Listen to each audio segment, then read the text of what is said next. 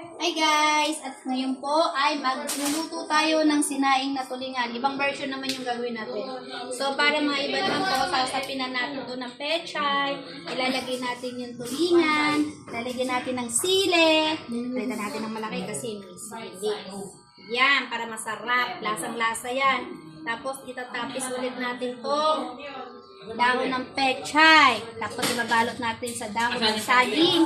Pagkatapos ay ito ilalagay natin dyan. May sapin din po iyang taba ng baboy para nagmamantika. At ayan po. Yan po guys. Ito.